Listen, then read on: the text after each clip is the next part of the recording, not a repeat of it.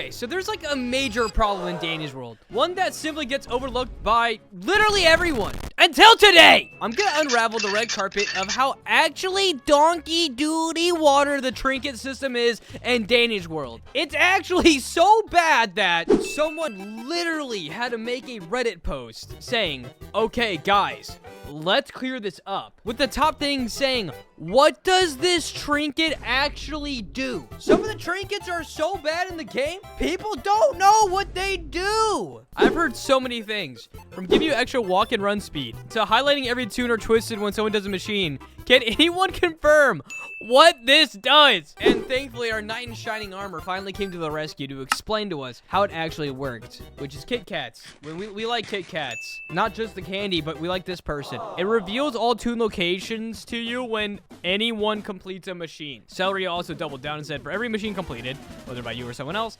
location of all your fellow players are revealed, which can confirm is true. Okay, great. So we figured out how it works. What's next? What's next? We can just move on, right? That's all we had to. No, actually, fellow Danny's World content creator went ahead and left a comment on one of my videos. So let's go ahead and let's talk about it. So at this point, friend of the channel with a question mark, maybe? But this is my video talking about how every tune is overpowered, which I was the one that didn't think they were overpowered, but everyone else did. And everyone else Cyber calls me out for. Everyone else on Reddit, bro. Hey, you got me? You got me.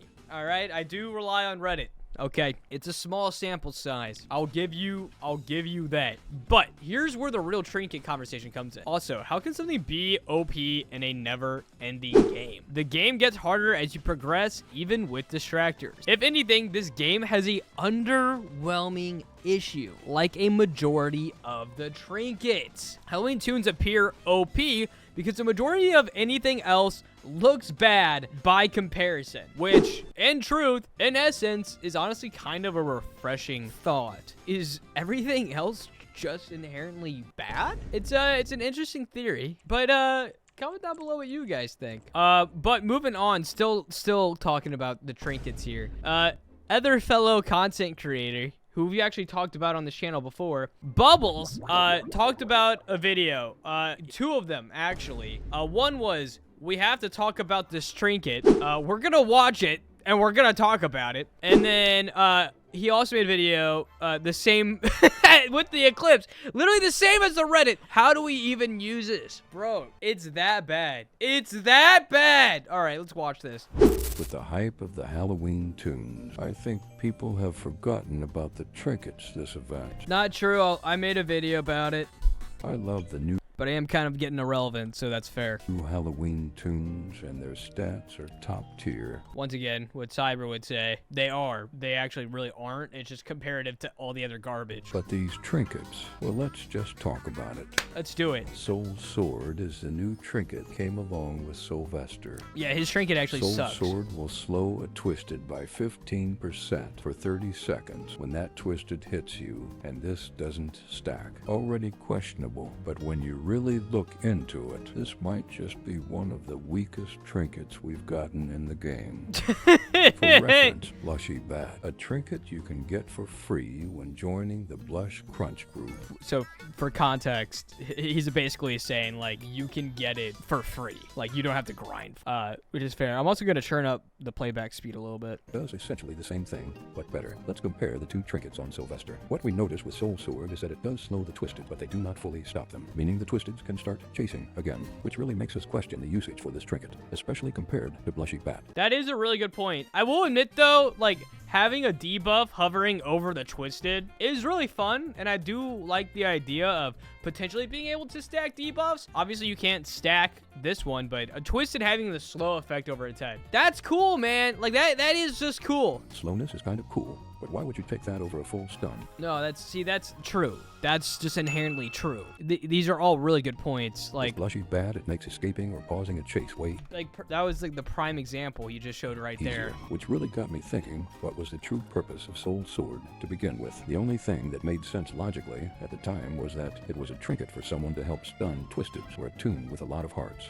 Someone could use this trinket to make fast twisteds like Gordy or Pebble become easier to distract for half a minute, and tunes with a lot of hearts like Sylvester or Tegan could use this to get out of line of sight easier. Which is like a crazy concept, right? Like the rationale, the explaining, like the only way where we can make this trinket viable is a player has to actively sacrifice a heart to then make it a little bit slower for 30 seconds. Not only is that so situational, but it's just not good. Really, no matter how you try to cut this, using Soul Sword to try and make Twisteds easier to get away from after getting hit doesn't make any sense when you can just use better Trinkets / Team Comp Literally. to avoid Twisteds better Literally. in the first place, and not needing to take that heart to be slightly useful. Unlike other Trinkets where I think you can build niche builds, I think Soul Sword could actually use a rework or buff. It's probably one of the unintentionally worst Trinkets.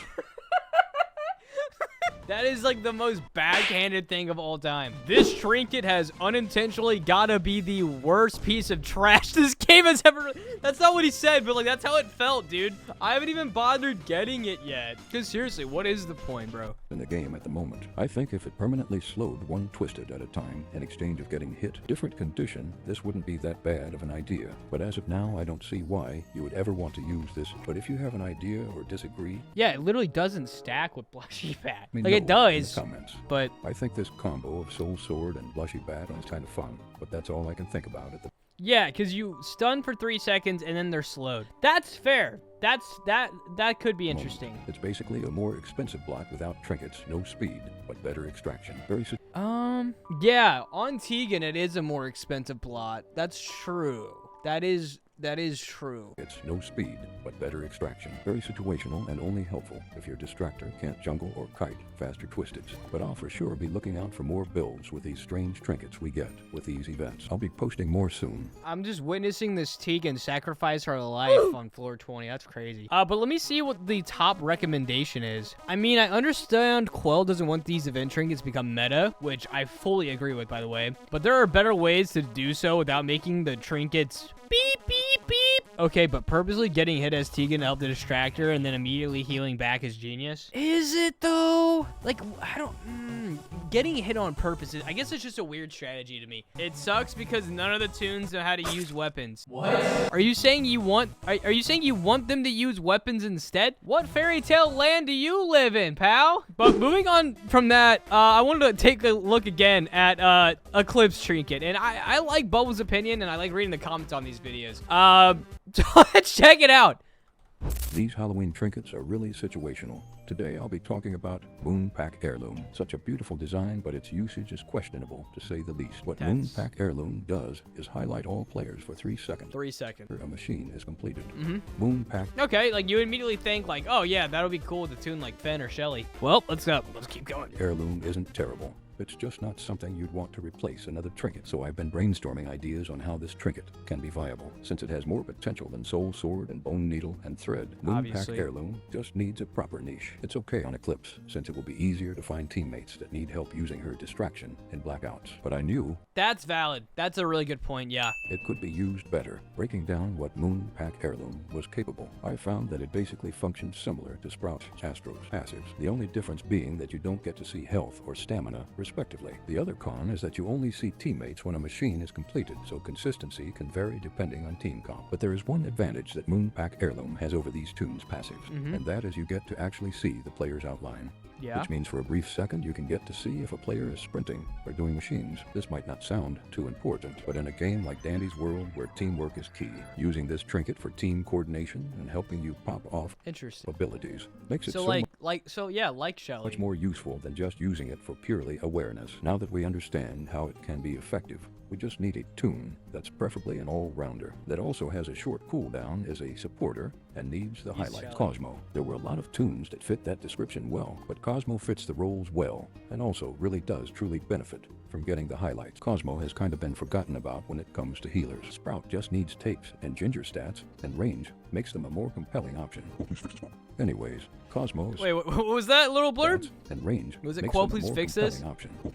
Anyways, Cosmo is sort of held back by not seeing where people are at on the map, like Sprouts, and his range is small, unlike Moonpack Heirloom basically solves both of these issues. Cosmo, you get a lot of awareness in runs, since you know if someone's on a machine or not. And if you guys want to watch the rest of this video, I'll leave it down below. I don't want to just straight have this entire video just be me reacting, but that is completely valid. Truly. Do you guys think the tune and trinket system in Danny's World is bad? Do you think it's good? Or do you think it's perfectly balanced in its own weird way? But once again, going back, I really do agree with the opinion that Halloween trinkets really shouldn't be in the meta. So naturally, like that one guy was saying in the comments, they just don't need to be complete donkey duty. But let me know your thoughts. Thank you guys for liking. Thank you for watching. Smash like.